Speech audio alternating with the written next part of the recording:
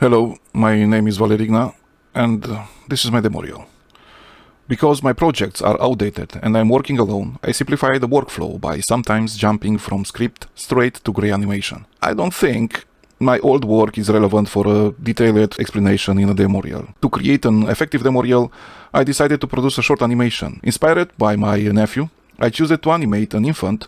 I initially developed the character descriptions and crafted a story, which later became a script.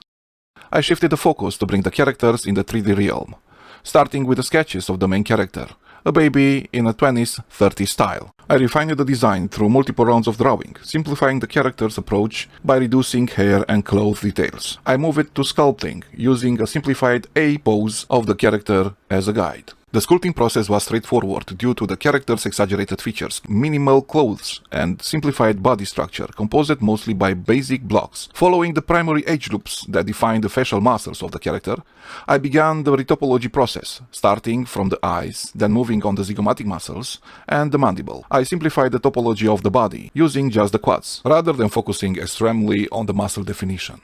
I progressed to rigging and creating morph targets for facial expressions.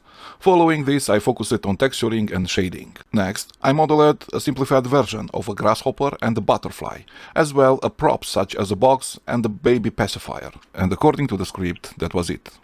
We modeled everything. And we have to go back to drawings, because we have to do the storyline. The storyline is gonna define the position of the camera and the actions of the characters. Finally, we reached the animation stage. When I animate, I always do so with the audience in my mind, using anticipations to keep them connected with the character's future actions. For this animation, I used the pose-to-pose technique, making adjustments to the extremes and breakdowns, and employing slow in and slow out for the actions.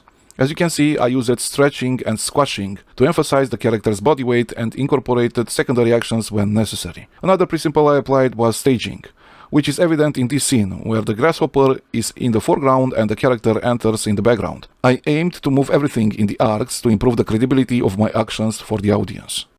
When I animate, I see myself as a storyteller, using the principles of animations to make the audience feel the emotions. I truly consider myself an animator when I successfully make the audience feel the intended emotions.